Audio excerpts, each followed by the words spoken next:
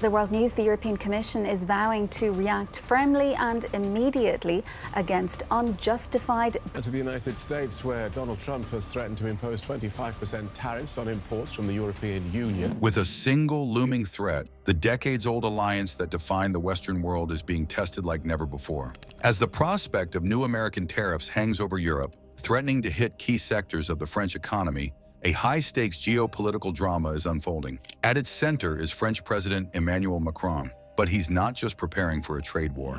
He's orchestrating a bold and undeniably risky pivot. This isn't just about economics. It's about navigating a new world. It's a strategy born of necessity, a move to protect French jobs and industry from what Paris sees as a major economic challenge. But this gambit could have consequences that ripple far beyond spreadsheets and stock markets. It could strain the transatlantic alliance, redraw the map of global trade, and redefine who America's allies and rivals are for generations to come. So what is this plan? And can it possibly work?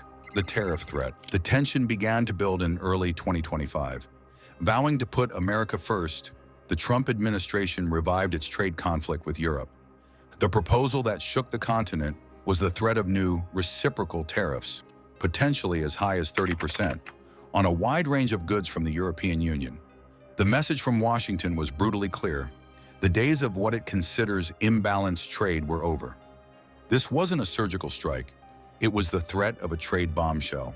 The preliminary lists circulating out of Washington read like a catalog of Europe's greatest economic hits: German cars, Italian machinery, and of course, a huge array of French products.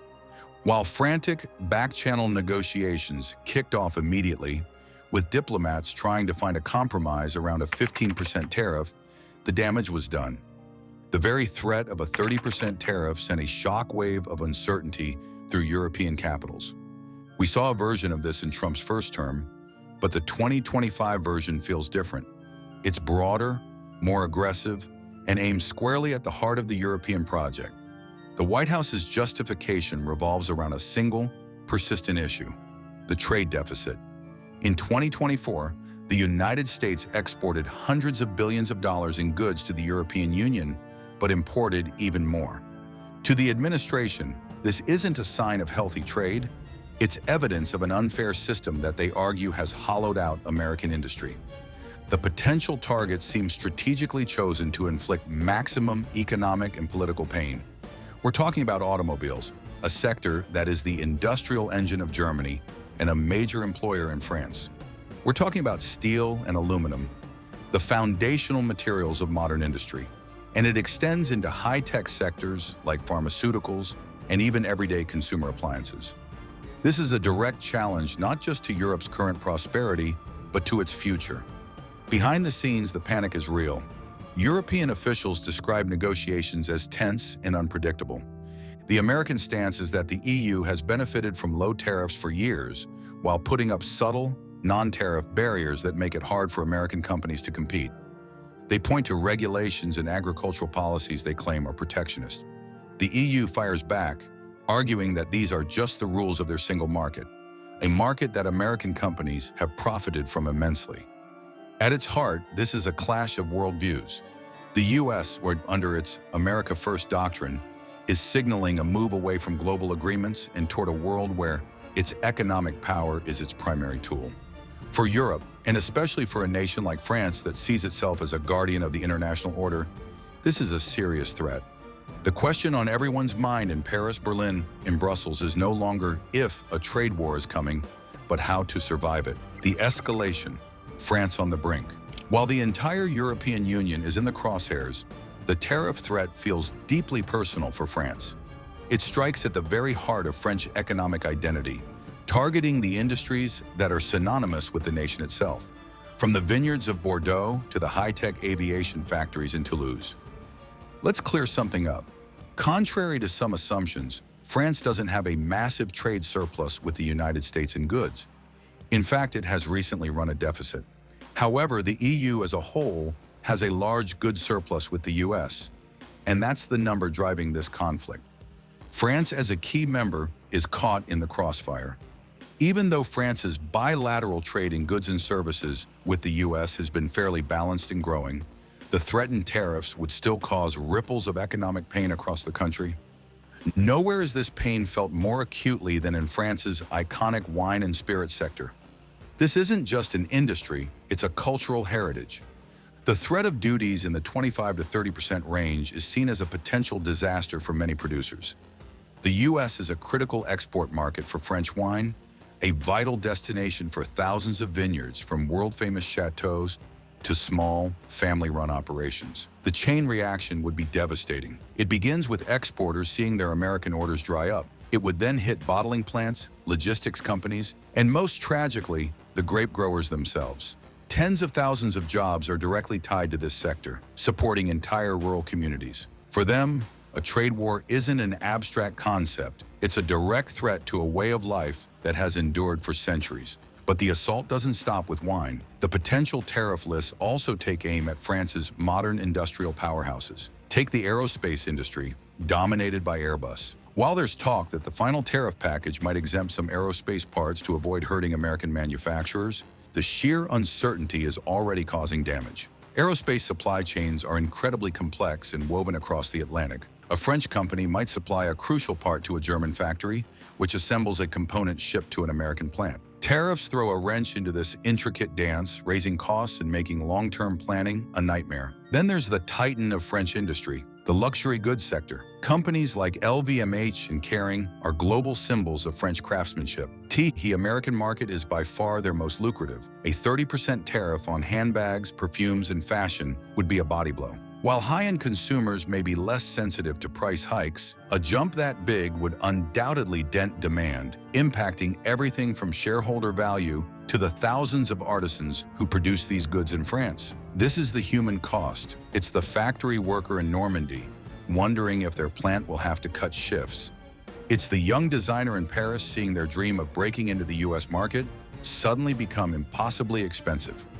President Macron is looking at this landscape of economic anxiety and knows he is running out of time. He can't just wait and hope for the best. A response is required, and the one he's crafting is bolder and riskier than many expected. The response, Macron's gambit. Faced with an economic siege, President Macron has deployed a daring two-pronged strategy. One prong is aimed at circling the wagons to defend the continent. The other is a cautious look to the east, a move that could redefine France's place in the world. The first part of the plan is Fortress Europe. From the Élysée Palace, Macron's call has been for a robust, united European response. He has argued passionately to his European counterparts that this is no time for division. He believes the only way to meet American economic pressure is with European economic force. This isn't just talk. In Brussels, the EU has been preparing for the worst. The European Commission has drawn up retaliation lists, preparing to respond if Washington imposes tariffs. The latest figures suggest the EU has approved a potential response targeting up to 93 billion euros, 109 billion of American goods. The list is designed for maximum political impact, including iconic American products like Harley-Davidson motorcycles, Kentucky bourbon, and Levi's jeans. The strategy is clear: make a trade war painful for key American constituencies to create domestic pressure for a deal. However, achieving unity is tough. The 27 EU member states have different economic interests. France, along with southern European nations, has pushed for a hard line, but others are more cautious. Germany is deeply worried about the impact on its massive auto industry and historically favors negotiation. Macron's primary challenge is holding this fragile coalition together. As a sign of how seriously the situation is being taken, the EU has been discussing its anti-coercion instrument, or ACI. This is a powerful legal tool, a kind of trade bazooka designed to combat economic bullying. While its use against the US isn't a given, the fact that it's on the table shows the EU is planning for a new era of geopolitical hardball. But it's the second prong of Macron's strategy that's turning heads. If America becomes a less reliable partner, France must cultivate others. His gaze has turned eastward toward China. This is the cautious pivot. For years, Europe has viewed Beijing as a partner, competitor, and systemic rival. But the American tariff threat has changed the calculus. Suddenly, China's massive market looks more like a lifeline. Throughout 2025, there has been a notable increase in Sino-French diplomacy, with Macron actively engaging Chinese President Xi Jinping. This isn't a full-blown alliance, but a pragmatic diversification. High-level talks have focused on deepening cooperation in areas like aerospace, green energy, and investment. French Finance Minister Bruno Le Maire has made it clear that Chinese investment is welcome. The message is unmistakable. French industries threatened by U.S. tariffs are being encouraged to look east. France is pushing to expand its exports of aviation tech, luxury goods, and agricultural products to China's growing middle class. This is Macron's gambit. He's betting that he can use the EU's collective weight to hold the line against the U.S. while building a new economic partnership with China to cushion the blow. It is a high-wire act, an attempt to play two global superpowers off each other. If it works, it could cement his legacy. But if it fails, it could leave France dangerously exposed, caught in the crossfire of a new global Cold War. The analysis, a new world order? Macron's audacious two-front strategy, resisting America while engaging China, is an attempt to carve out a new path for France in a fracturing world. But is it a masterstroke or a desperate leap into the unknown? First, let's analyze the move toward China. On the surface, it makes sense. If the door to the U.S. market is closing, why not open the door to China's billion-plus consumers? But this lifeline isn't as simple as it looks. China can't fully replace the U.S. as an export market, especially not overnight. The Chinese market is notoriously difficult to navigate, with a complex web of regulations and intense local competition. The very unfair competition Europe often complains about won't magically disappear. This pivot also raises the scary prospect of trading one dependency for another. Relying on the United States for all its recent friction means partnering with a nation that shares a long history of alliance. Deepening reliance on China means tying France's economic future to an authoritarian regime with a vastly different worldview. What happens if Beijing uses this new economic leverage for political purposes? It's a tough bargain that makes many in Europe nervous. This brings us back to the transatlantic alliance. While talk of it shattering might be over the top, it's undeniably under severe strain. Macron's strategy, born of a perceived American shift, is weakening the bonds of trust that have defined the West for nearly 80 years. The U.S. sees Europe's outreach to China as naive, while Europe sees America's protectionist turn as selfish. In this splintering, who really wins? It's hard to see a clear winner in the West. American consumers would face higher prices, and U.S. businesses would be hurt by retaliation. The French and EU economies would take a significant hit from any new tariffs.